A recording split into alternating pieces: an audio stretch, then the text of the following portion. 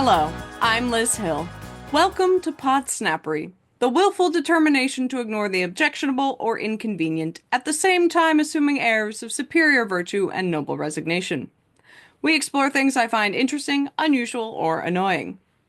So let's get down to it and spill the tea. We hope you enjoyed our last episode on cryptids, but in case you missed it, we got you covered with a link at the end of this episode. Now, let's move on to part 2 of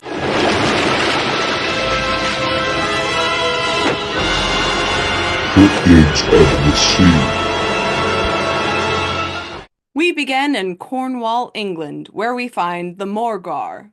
According to Cornish folklore, the Morgar, which means sea giant, is a sea serpent that purportedly inhabits the sea near Falmouth Bay. According to legend, the creature first appeared near Pendennis Point in 1975, described as having a trunk with a very long neck and black or brown skin like a sea lion's. Local mackerel fishermen blamed bad weather and poor fishing on supposed sightings of the monster. Some versions of the story say the monster appeared after German submarine U-28 torpedoed a British merchant ship during World War I, and described it as 60 feet long, shaped like a crocodile, with 4 webbed feet and a powerful tail. I looked out of the window and I saw what I thought was a yacht on its back. I thought, oh my goodness, I wonder if there's anybody on board. I looked again and it sank. Then it suddenly up came this thing like a big arm, shaking something at the end of it. Down, gone. But after that, I became very interested, and every time I saw an article, or even a cutting about it, I kept it, and I've got a scrapbook, and it's filled with all the accounts. In March 1976, a woman calling herself Mary F. wrote to the Falmouth Packet newspaper, claiming she had seen Morgar. As evidence, she sent photographs. They were controversial. Many people suspected a hoax. Folklorists speculate that Cornish author Tony Doc Shiels invented the creature as a hoax, having coined the name Morgar after claiming to see it in 1976. The thing was there, a small head that rose up on a long neck, and then one hump behind it, 2 humps behind it, and the third hump came up, and it moved very smoothly along the river here, and then turned and went out towards the bay and dropped down. Doc says he took these photographs, but without a telephoto lens they lacked detail. His story too was met with skepticism. People accused me of inventing it, except that a lot of other people were seeing it as well. I know what I've seen, and it doesn't matter whether they believe me or not. The great thing about it was that the thing exists. That is the mighty thing about it, that Morgar is real. Some believe that Shiels sent the Falmouth Packet newspaper photographs of the monster attributed to an anonymous individual called Mary F. The same year, in July, fishermen John Cock and George Vinicombe claimed to have sighted the creature in the waters off Lizard Point. Also in 1976, Shiels claimed to have photographed the creature lying low in the water near Monnon. According to some anecdotes, British writer Sheila Bird claimed to have seen the monster while walking the cliffs of Gerrans Bay in 1985. The credibility of other witnesses like Sheila Bird is less easily undermined. Anyone who reports a sighting has to take a lot of stick. I'm a writer, and I'm a writer of non-fiction. I'm not a person for practical jokes or anything like that. 7 miles to the northeast of Falmouth is the village of Port Scatho. In July 1985, Sheila Bird and her brother, an environmental scientist, were walking along the cliff top above the village when her brother spotted something out to sea. Sheila, what's that? Good heavens. Whatever is it? There was this gigantic sea creature with a small head, a long neck, and an enormous hump. It's a monstrous thing. The very first thought that entered my head is, my God, it's escaped from the pages of a storybook. Sort of mottled grey. I would say it was swan-like, it was gliding. shape and appearance was totally different from anything that we're familiar with. Some months after the sighting, I consulted 2 paleontologists. I only had to say a few words, and they both said to me, "You don't have to say any more. We know exactly what you've seen." These are the descendants of the plesiosaur, which were thought to have been extinct millions of years ago. This theory is seen by some zoologists as the only credible explanation for the existence of such creatures. It's not an identical fit, but you wouldn't expect it to be. If it was identical, I'd have great suspicion. Whatever this creature is, if it is a plesiosaur, it has 64 million years of evolution working upon it. The sea is probably less well known than some of the planets in outer space. The legend continues to the present day with sporadic claims of Morgar sightings on the stretch of coastline between Rosemullen Head and Toll Point, popularly known as Morgar's Mile. Moving on. European colonists of coastal British Columbia, Canada, and Washington claimed, from the 1880s onward, with a possible 1791 account, to witness a large sea monster in the region's coastal waters. Sometimes said to have a head shaped like a camel or horse, sometimes said to be humpbacked or serpentine, and sometimes said to be furry or hairy or scaly or wrinkled. Well, that narrows it down. It became associated in particular with British Columbia's Cadborough Bay. In 1933, editor and journalist Archie H. Wills at the Victoria Daily Times adopted the name Cadborosaurus for this mystery sea creature. A moniker first suggested in a letter written to the Victoria Daily Times, also in 1933. Cadborosaurus is most often said by witnesses to resemble a serpent with vertical coils or humps in tandem behind the horse-like head and long neck, with a pair of small elevating front flippers and either a pair of hind flippers or a pair of large webbed hind flippers fused to form a large fan-like tail region that provides forward propulsion. There's a whole family of these darn things. Last year, he shot this video of what looks like a sea monster. Okay, just keep watching. Now watch, its head's gonna come out. Its head's gonna pop out. Check this out. It's blue. So those aren't sea lions. You've seen sea lions. Held up. It's got humps that are... They're 20 to 30 feet long. They're long, skinny things. Oh, that is... No. What the heck is that? But it is not just a colonial point of view. A native image that fits Cadborosaurus or Caddy's description has been traditionally used throughout Alaska. The image indicates that Caddy, or a caddy-like creature, moves north to Vancouver when the water's warm.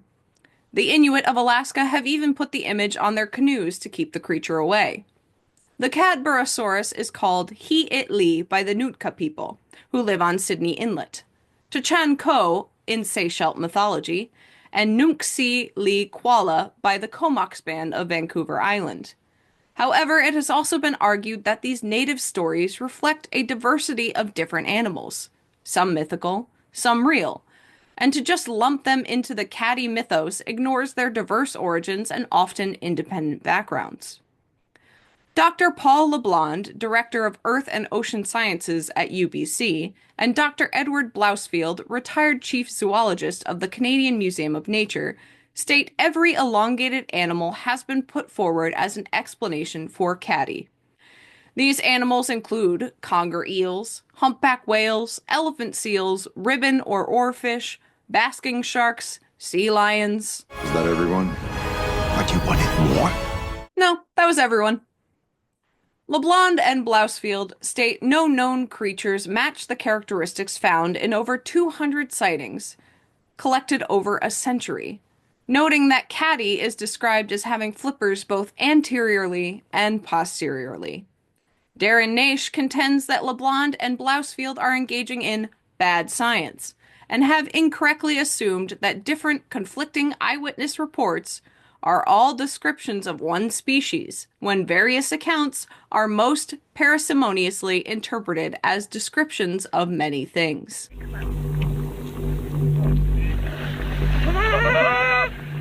Sometimes we want to believe in something so much that others create a hoax. This video is clearly a hoax. January 16th, in search of a sea monster off Harrow Straits near Victoria, British Columbia. It rose a few moments ago. See if we can find it again. There it is. Ladies and gentlemen, there it is. There is the sea monster moving towards the shore. Looks like it's chasing fish. Yeah, it looks like it's been chasing fish into that corner of the rocks. And it's just got his head above the water, taking some more breaths. Oh, no, where'd it go? It went down again. It went down again. I've lost sight of the sea monster. I'll keep looking for the sea monster. Yeah, you keep looking. I'm pretty sure that's a floating tree limb and some very shoddy camera work. Yet people still claim to have seen this creature. I have to ask, was it just wishful thinking to have this creature gain popularity in 1933? I mentioned that year 3 times in case you weren't paying attention, because it is the same year a lot of attention was also focused around the Loch Ness Monster. Coincidence? I think not! We really have nothing for hard evidence except black and white photos of something found in a sperm whale's stomach or washed up on a beach. Not a lot to go on. But in the end, you need to decide for yourself. Believe it or not. Otodus megalodon, commonly known as megalodon, which means big tooth, is an extinct species of giant mackerel shark that lived approximately 23 to 3.6 million years ago, from the early Miocene to the early Pliocene epochs. Megalodon was formerly thought to be a member of the family Lamnidae, and a close relative of the great white shark. And what did you say the name of this shark is? It's a Carcharodon carcharias. It's a great white. Thanks, Hooper. But Megalodon has been reclassified into the extinct family Otodontidae, which diverged from the great white shark during the early Cretaceous. Now, Megalodon has been portrayed in many works of fiction, including films and novels, and continues to be a popular subject for fiction involving sea monsters. There have been reports of supposedly fresh Megalodon teeth, such as those found by HMS Challenger in 1873. But they were falsely dated in 1959 by the zoologist Vladimir Terninsky to be around 11,000 to 24,000 years old. Reports like this help popularize claims of recent megalodon survival among cryptozoologists.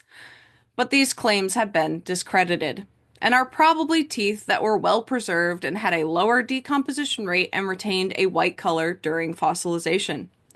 The claims that Megalodon could remain elusive in the depths, similar to the megamouth shark, which was discovered in 1976, are unlikely, as the shark lived in warm coastal waters and probably could not survive in the cold, nutrient-poor deep-sea environment. Alleged sightings of the Megalodon have been noted to be likely hoaxes, or misidentifications of the whale shark, which shared many visual characteristics with Megalodon sightings. Contemporary fiction about Megalodon surviving into modern times was pioneered by the 1997 novel Meg, a novel of deep terror, by Steve Alton, and its subsequent sequels. Megalodon subsequently began to feature in films such as the 2002 direct-to-video Shark Attack 3 Megalodon.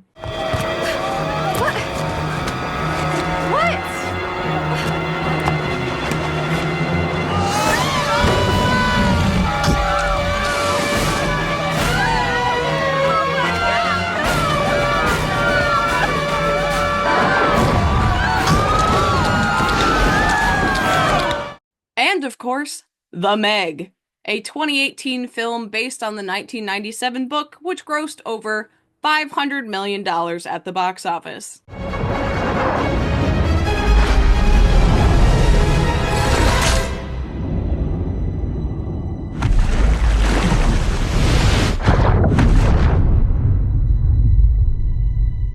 Had enough of cryptid whales? Of course not. Bingo! Right in the blowhole! So, cryptid whales. Where to begin? Ah, yes. This is the Alula whale, or the Alula killer, or Orcanis morzerbrunensis. Yeah, you try saying it. It was discussed and illustrated for the first time, but not formally named, by W. F. J. Morser Bruins. Again with that name. In the Field Guide of Whales and Dolphins, purportedly being seen by the author several times.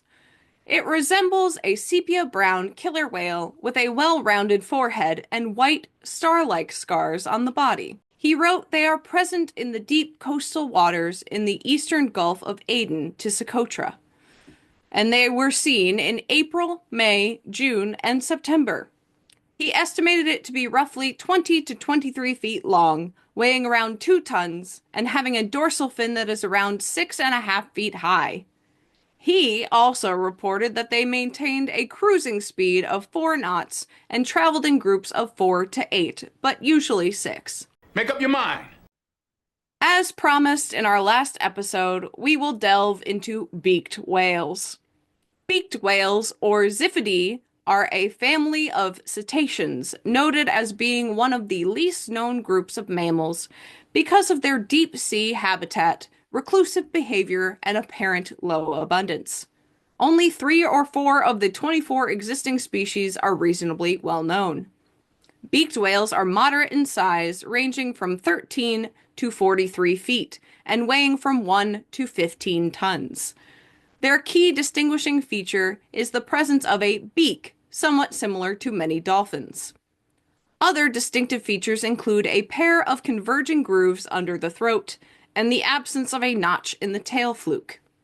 The best-known beaked whale examples are Baird's, Cuvier's, and the northern bottlenose. Why do we know so much about them? The former were subject to commercial exploitation off the coast of Japan, while the northern bottlenose whale was extensively hunted in the northern part of the North Atlantic in the late 19th and 20th centuries. The Moore's Beach monster, an initially unidentified carcass found in 1925 on Moore's Beach on Monterey Bay, was identified by the California Academy of Sciences as Baird's beaked whale. Cuvier's beaked whale, sometimes called goose-beaked whales, are one of the most frequently cited species of beaked whales in the world. They are found in most oceans and seas worldwide and have the most extensive range of all beaked whale species. In 2019, a new species of beaked whale of the genus Berardius was found in the North Pacific Ocean. Berardius minimus has a substantially smaller spindle-shaped body, relatively shorter beak, darker coloration than Baird's beaked whale, and almost no linear scars. It has a limited distribution generally found off northern Japan. Although they face threats from entanglement in fishing gear, commercial whaling, marine debris ingestion, and human-caused noise, only some beaked whales are listed as endangered or threatened under the Endangered Species Act. Like all marine mammals, they are protected under the Marine Mammal Protection Act. Reports emerged in November of 2020 of the discovery of a new beaked whale species off the San Benito Islands of Mexico. What? I know, kind of cool. It just goes to show that we really don't know what lurks beneath.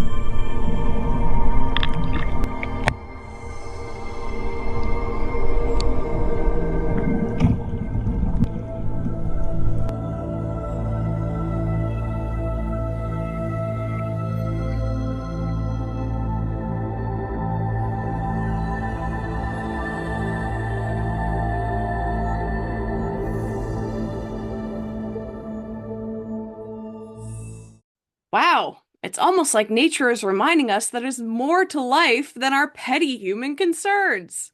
I mean, how long have we been going into the water and we're just noticing this now? Fuck! So, the willful determination to ignore the objectionable or inconvenient, at the same time assuming airs of superior virtue and noble resignation. That, my friends, is Podsnappery. Thanks for watching. I'm Liz Hill. One does not have to see the sea to know that monsters live there.